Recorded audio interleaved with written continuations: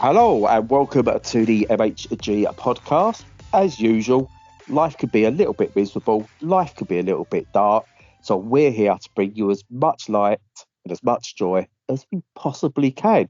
Because I'm Bradley, and as always, he brings the light, he brings the joy, I bring the misery. But a bit like Kathy Bates.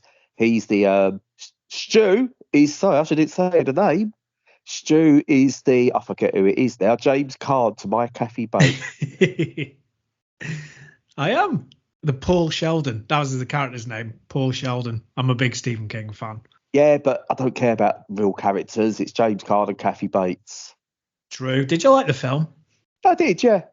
I thought it was more effective. I've read the book as well. I've actually read the book because I like Stephen King.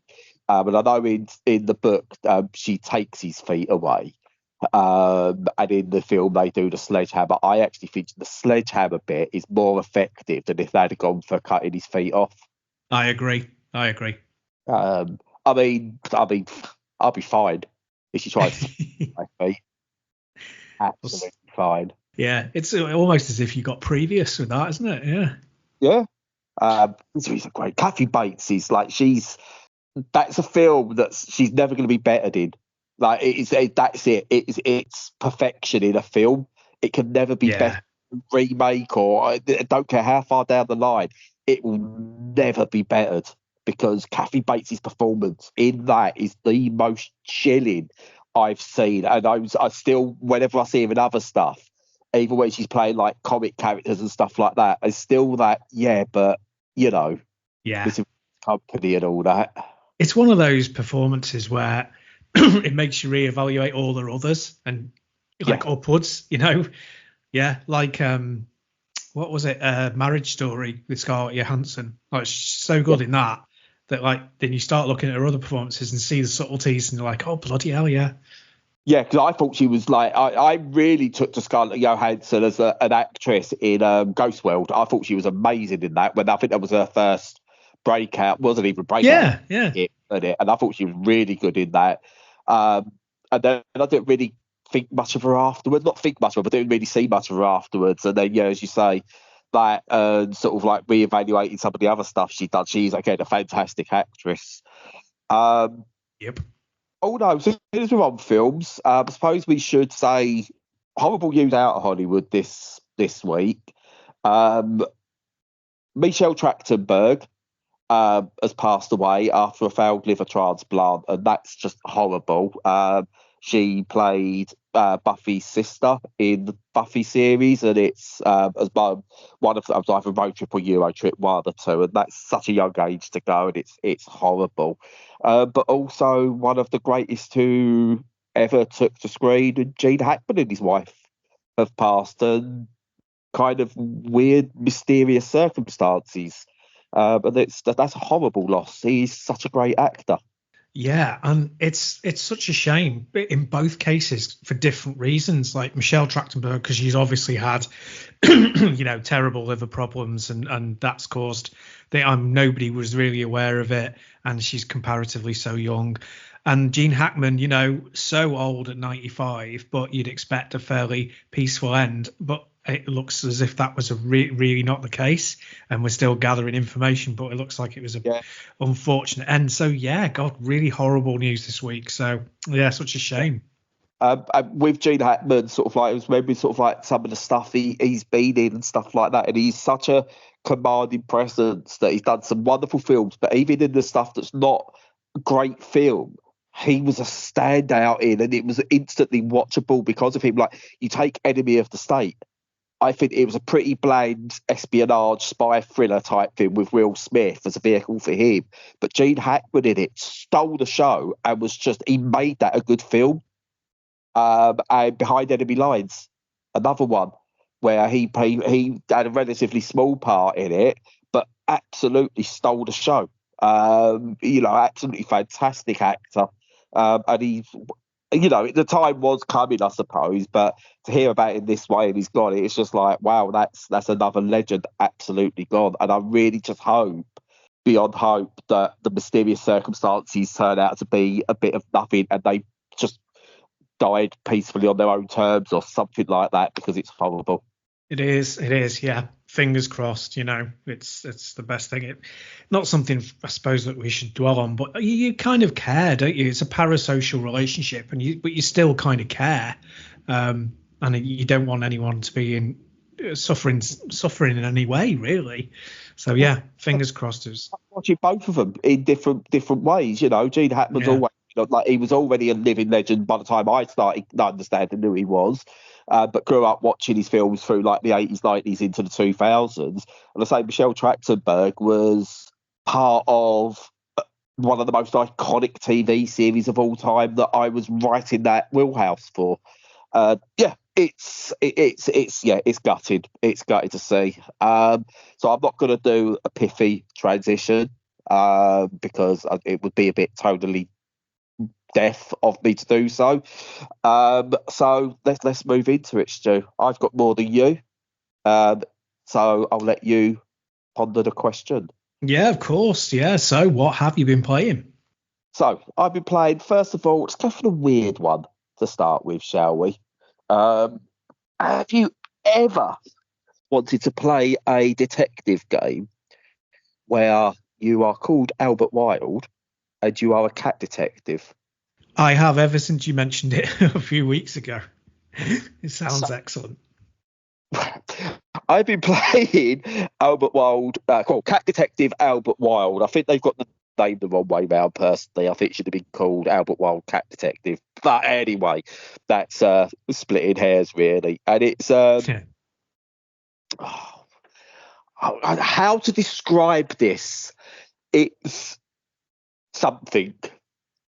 It is a game, I suppose.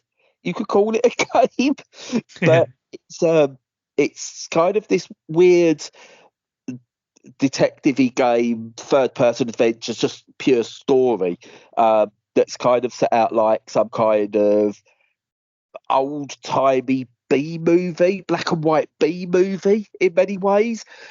So like you've got moments in there where as Albert, you're this cat detective and you're driving a car. And you know how you had like the old car, like people in cars in like the old black and white films where you can see quite clearly they've got a rolling background going on and the car's actually still.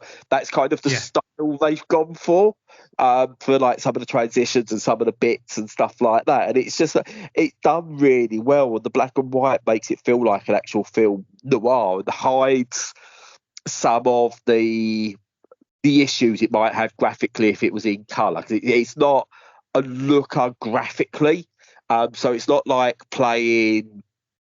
I still think like Murdered Soul Suspect still looks really good for an older game and stuff like that. They've gone for this style. It looks ugly graphically, but it works because of the black and white, and I think that's a purposeful aesthetic they've gone for.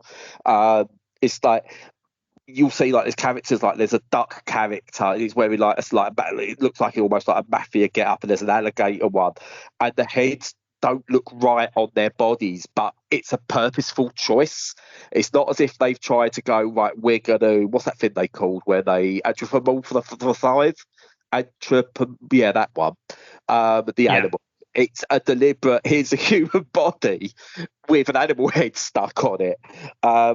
And it works. And visually it's just fascinating to play it visually, and the story's a bit batshit in many ways, batshit crazy. And yeah, it's like the actual gameplay is a bit ropey. It's like you go around, you like have to interrogate suspects, work out what they're saying, investigate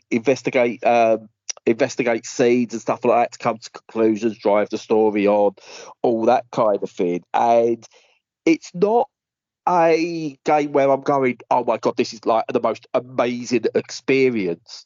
I think even when I first played it, I was like, oh, what? I'm not sure. Is this meant to be a real game, or is this someone like having a laugh with me kind of thing?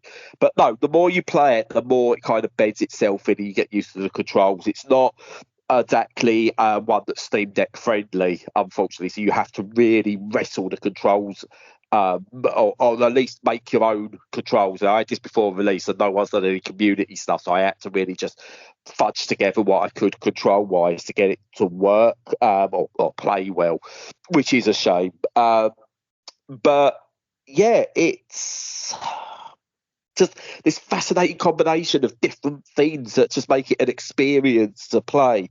It's neither great and I could go play this game, or bad where I could go, it's not for everyone. I really couldn't tell you who I recommend it to or say to someone, no. It's just, I think it's something you've got to take a look at it, read the blurb about it and go, I'm going to take a chance on it.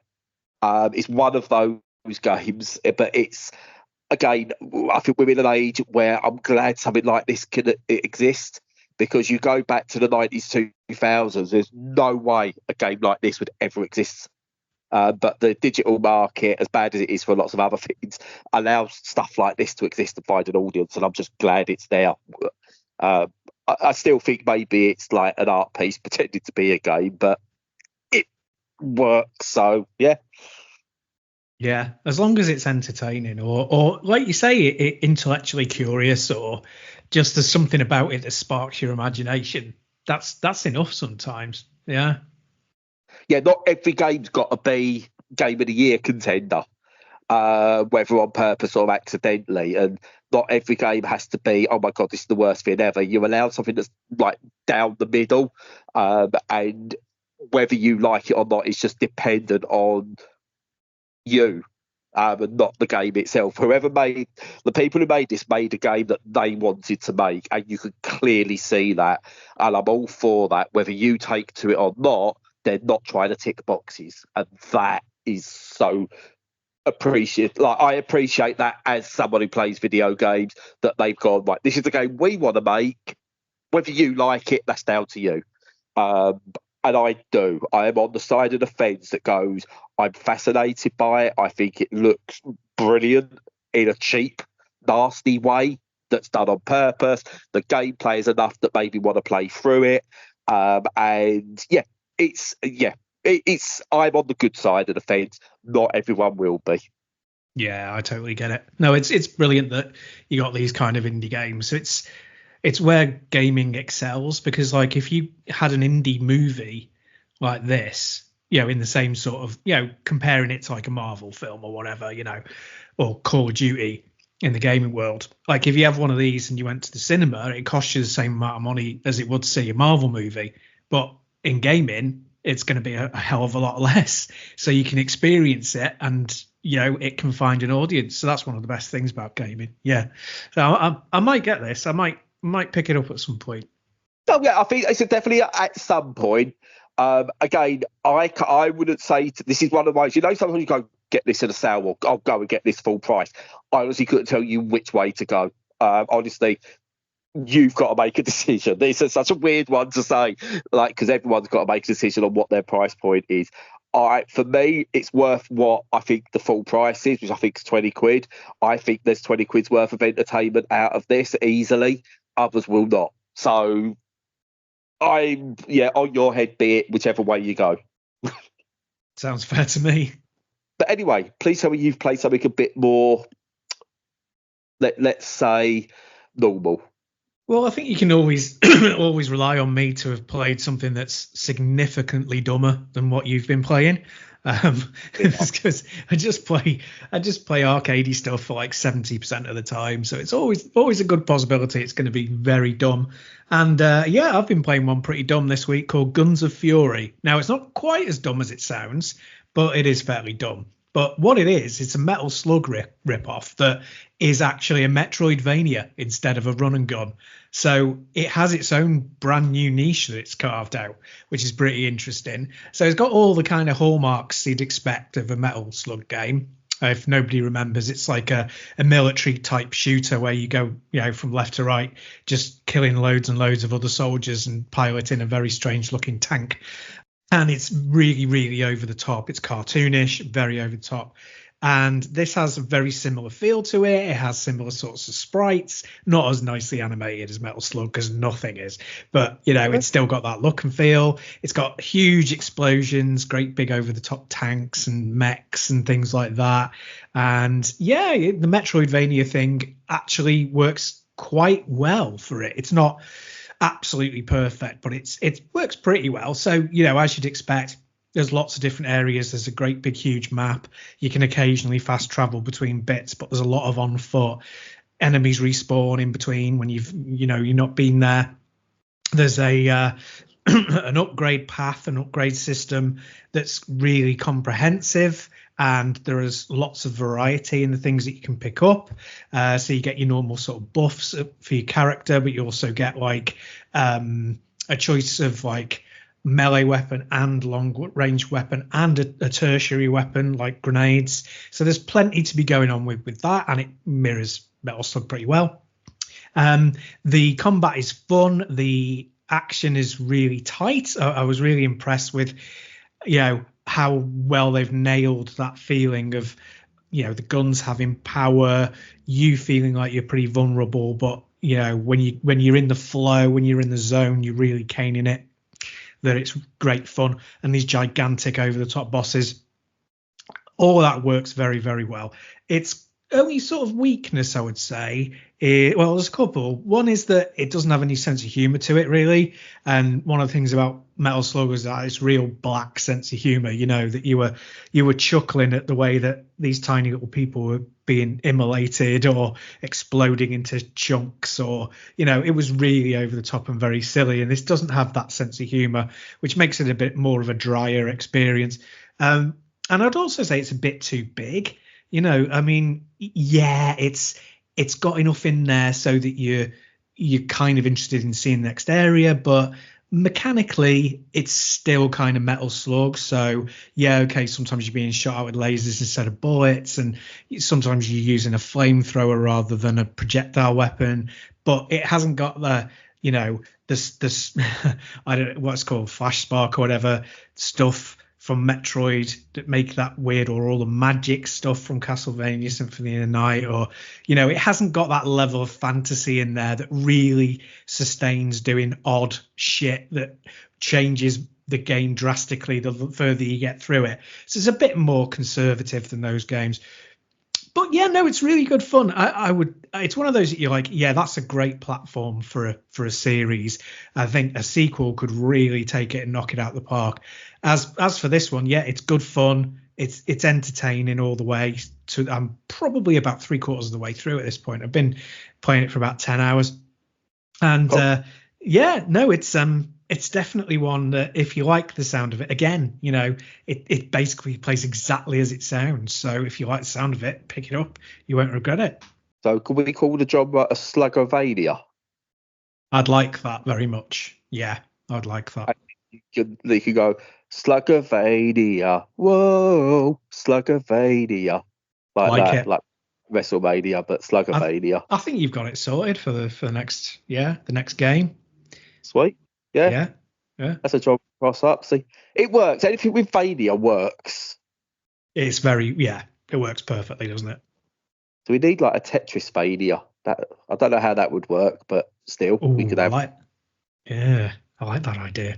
See, we just more just pure, right, let's take this genre and this genre, just two genres. I think you can mash up two genres. You don't want to mash up 3, 4, 5 genres like some things try and do. Two genres mash up and create a game. Just literally pick them out of a hat and create a game. It's easy. Yeah, exactly. It's a doddle. Video games are easy to make. That's what I've heard. Yeah, it's my understanding. But it's on my wish list. It's definitely on my wish. Yeah, it's so easy. AI can do it. Let's not go down that road yet. No. Because AI can't make everything, Stu. We know that, because otherwise, my next game, you wouldn't get a Piczle Cross game mixed with Rune Factory and Harvest Moon. Because I've been playing Piczle Cross Rune Factory, which is a Piczle Cross game where you must build your farm, raise monsters, and have battles. Because why not? Hey, why not? Indeed.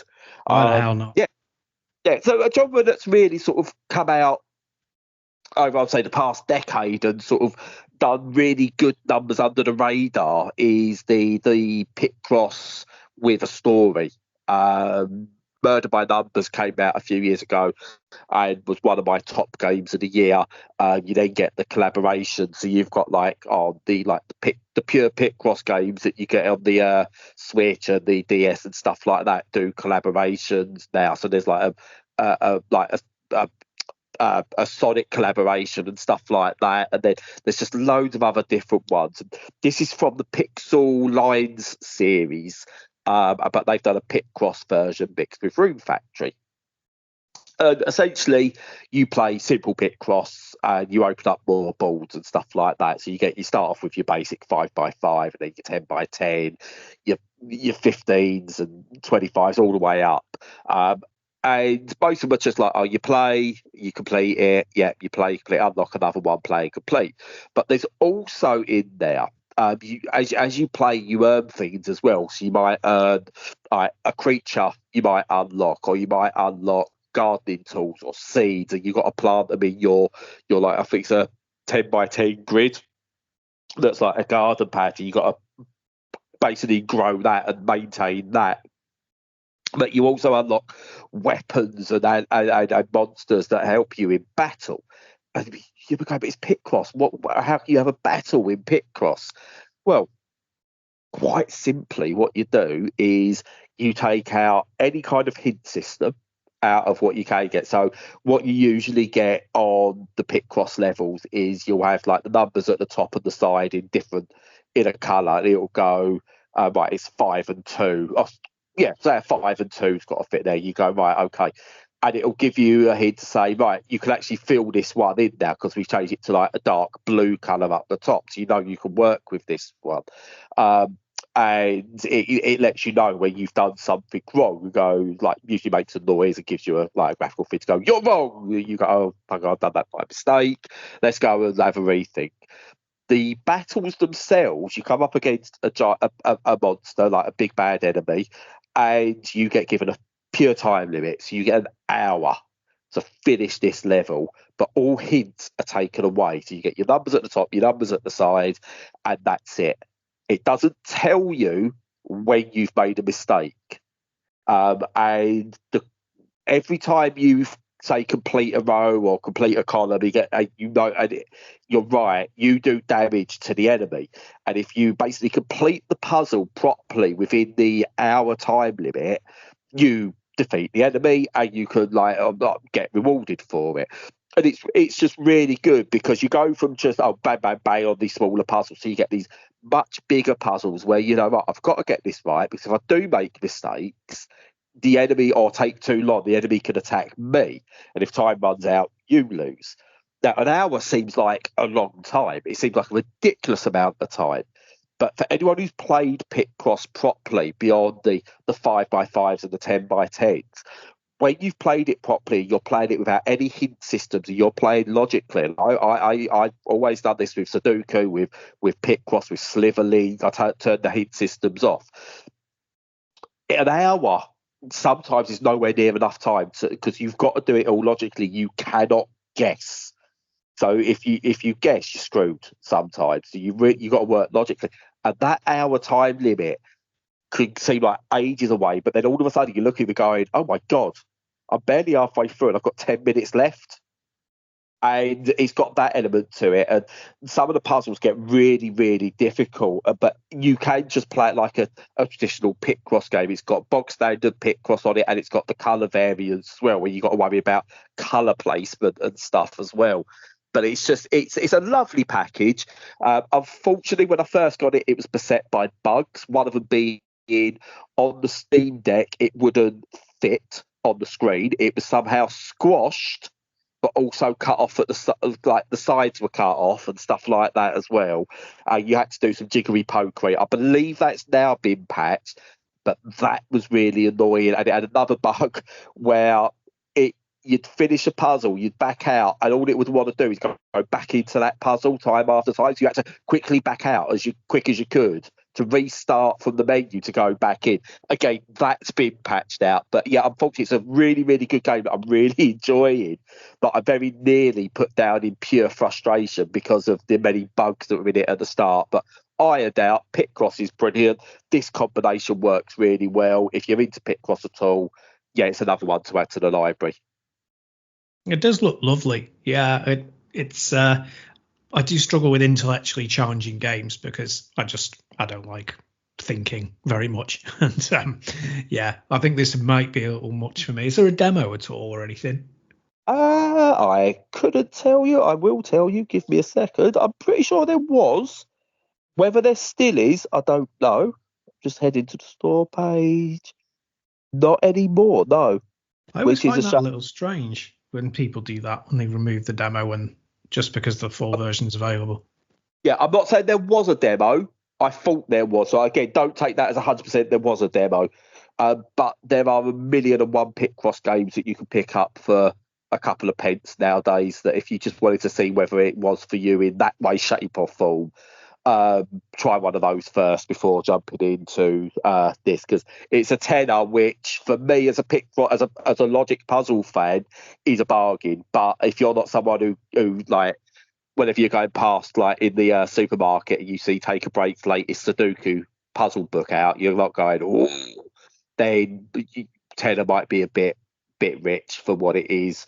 But yeah, if you love this stuff, do it. If you want to dip your toe in, you can legally buy many Pit Cross games for a couple of quid. Or if you just wanted to dip your toe in for free, maybe you could look at emulation on certain systems that certain companies are quick to try and take down. I'm just saying, your choice. Who could you possibly be referring to? But yeah, no, I get your point. And I bet you there's a billion of them for a quid on Steam as well, of that type. So I might give it a go. See what if I like that format before I dive in. Yeah. I would suggest, if you want one to dive in with that's just really fun, and I will check. I might even have codes for it to pass you, Stu. Not giving it away to anyone else. I'll see whether I've still got it, and if you want it, if I've got it. Murder by Numbers is just outstanding. It's probably the best story come Pit Cross there is. So if I've got that, I will send it to you. If not, highly recommend it. I'm sure you can get that on a Humble quite cheap or something like that. Cool, yeah. Murder by Numbers sounds good. But yeah, that's it. I've got plenty of games. I've also been playing a lot of PGA. I had some credits, so I picked up PGA 2K25 against my better judgment. But boy, damn good is that good. That plays a good game of golf. Because did you know in golf, Stu, you can't actually add spin to a ball after you've hit it? You must do your before you hit it. Tiger Woods always told me that you could add your spin afterwards. That's how I understood physics. Yeah. It's like the double jump, isn't it? You know? Yeah, exactly. Gaming physics, the best kind of physics. No, really good. I've been kind of enamored with that, and yeah, I've got plenty more on the rise that I've got to talk about over the coming weeks, because it kind of had a big barrage of games towards the end of January into February, and then we slowed down again, which is good, because it gives me time to actually play and talk about the ones I've been playing. Absolutely, yeah, same here. I've got VR games to catch up on. I did buy Arcane Age, which is a big PC VR title, so I'll be talking about that next week. Excellent. Is it a good, like a VR game, or is it just like one of those what essentially amounts to Fruit Ninja VR games? No, it's a full-on proper title. Yeah. Oh, good. I say yeah. I think the shovelware for VR is like, oh look, it's Fruit Ninja but in a different skin, pretty much. That's definitely it. Yeah, there's so many of them. Yeah, there's tons of shovelware on the Meta Store. It's a bit of a minefield, to be honest with you. So is the Steam Nextfest this year. Oh, this time round, it's like Greenlight has made a comeback. Oh, There's really? Demos, yeah. I kind of looked at it and just went, I can't be arsed. Yeah, this needs to be curated. Yeah, Steve, what you doing? Come on, get back to how it used to be. I think, like, yeah, more games than ever. You don't need more games than ever. And again, I'm not poo-pooing anyone's creative ideas, but you're looking at some of them, like there's a bowling game on there. I'm like, oh, do you know what? A good bowling game I could always play. I looked at it and just went, that's not even creative endeavour. That someone's just done the most basic bit of coding by the looks of it, with some store-bought assets for the lanes and the stuff. The camera movements don't work properly. The controls look really I'm not even downloading that demo. And I love like any kind of like niche sport video game. And it's like there's one of them. It's like a racing game's meant to be an MMO, but it's got on the demo store. It's like 7 different versions of it, like Sidecar Evolution, Motorbike Evolution, GT Evolution, and it's just like, for the first time, I went, oh, this could be cool. And then I realised there's about 5 different 7 takes of the same thing. I just went, shovelware. Oh, well. So, yeah, that's where it is at the moment. Needs curated, but that's a discussion maybe for another time. True story. So I'm going to leave it at that. What I will suggest before I go is go and pick your favourite Gene Hackman film and watch it this weekend. Pay tribute to the great man. But yeah, that's it from me. So over to you, Stuart. Yeah, no, that's a good suggestion. I think I might well do that. I've not rewatched The Conversation in years, and that's an absolute classic. Or I might look at The French Connection, because I haven't seen that for decades either. So, but yeah, whatever you do, hopefully everybody out there have a good weekend if you can. Hopefully you're not working. If you are, I hope that all the people and the customers and all that treat you well. Other than that, as usual, follow us on all the socials. Make sure you're checking out all our content on the website. Join us on Discord if you want to chat. And apart from that, stay safe and stay sane.